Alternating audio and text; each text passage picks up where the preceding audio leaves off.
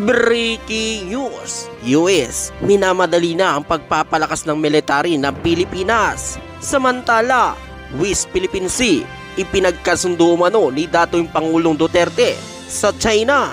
Ito ang atin tututukan ngayong araw na ito. Saglit lang ito mga kababayan, kaya humanap na ng pwesto. Tara na, umpisahan na natin ito.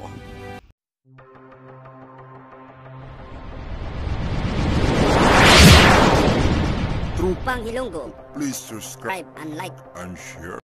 Ayon sa balita, papabibilisin na ng United States ang tulong na naglalayong palakasin ng iba't ibang kakayahan ng Armed Forces of the Philippines. Ipinangako ito ng US Department of Defense Secretary Lloyd Austin kasunod ng isang tawag telepono kay Department of National Defense Secretary Gilberto Teodoro Jr. noong Miyerkules. Sila ay sumang-ayon na palakasin umano ang bilateral na multilateral na kooperasyon sa mga magkakatulad na kasusyo sa South China Sea.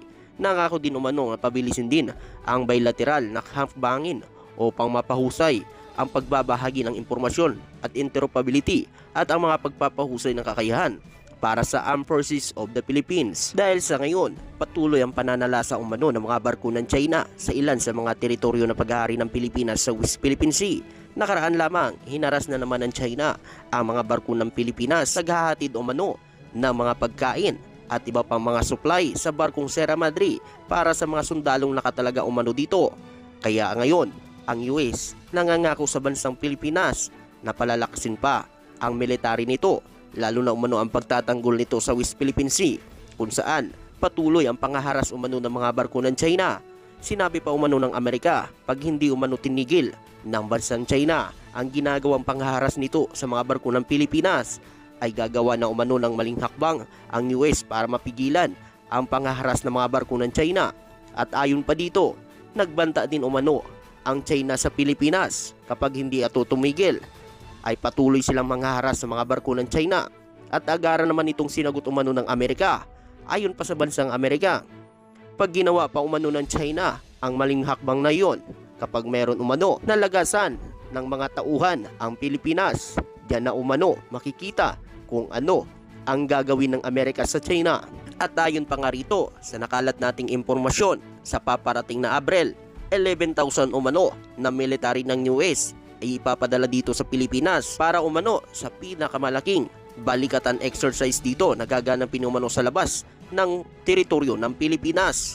At ayon pa dito, halos maraming bansa umano ang kasama ng US at Pilipinas. Kabilang na nga rito ang bansang Japan. At ayon pa sa nakalat nating impormasyon, galit na naman ng China sa aktibidad na gaganapin umano ng Amerika at ng Pilipinas at mga kalyadong bansa nito sa South China Sea. Subalit, ito ay hindi umano pinapansin ng Amerika at Pilipinas dahil hindi naman ito teritoryo ng China.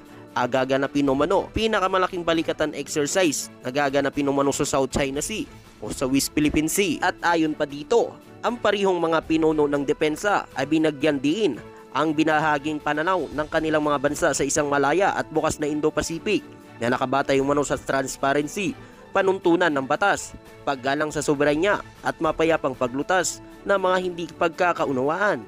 Sa panawagan umano, inulit umano ni Austin ang pangako nito sa US sa Pilipinas kasunod ng mga insidente noong March 23 kung saan ang isang Filipino resupply boat sa Ayungin Shoal ay hinaras umano, nasira at matinding water cannon attack mula sa mga barko ng China Coast Guard na nagresulta din ng pagkasugat ng ilan sa mga tripulante nito. At ayon pa dito, muling pinatunayan umano ni Secretary Austin ang matatag na pangako ng US sa Pilipinas kasunod ng mapanganib na pagharang ng People Republic of China Coast Guard at ng Maritime Militia sa isang illegal na misyon ng resupply ng Pilipinas sa Second Thomas Shoal noong March 23. Binigyan din niya ang suporta ng US para sa Pilipinas sa pagtatanggol umano ng soberanya nito sa mga karapatan at jurisdiction. At inulit din na ang US at Philippines Mutual Defense Treaty ay umabot sa mga sandatahang puwersa, pampublikong sasakyang panghimpapawid at sasakyang panghimpapawid ng dalawang bansa, kabilang ang mga Coast Guard nito saan man sa Pasipiko upang isama ang South China Sea. Tinalakay din umano ng dalawang opisyal ang kahalagahan ng pangangalaga sa mga karapatan ng lahat ng bansa na lumipad, maglayag at magpatakbo ng ligtas at responsible saan man na pinahihintulutan ng internasyonal na batas. Idinin din nila na ang 2016 Arbitral Tribunal ruling ay final na may bisa sa mga partido at nananawagan sa China na sumunod sa mga obligasyon nito sa ilalim ng internasyonal na batas. Tinalakay ng mga opisyal ang makasaysayan momentum sa ugnayan ng pagtatanggol ng US at Philippines at muling pinagtibay ang kanilang mutual commitment sa pagpapalakas umano ng alyansa ng US at Philippines na nagpapanatili ng kapayapaan at seguridad sa rehiyon ng Indo-Pacific sa loob ng mahigit 70 taon. At ayon pa sa nakalat nating impormasyon, ang bansang Amerika ay patuloy umano tutulong sa mga bansa na inaargabyado umano ng China, lalo na sa mga teritoryo nito na mga kalapit na bansa ng China.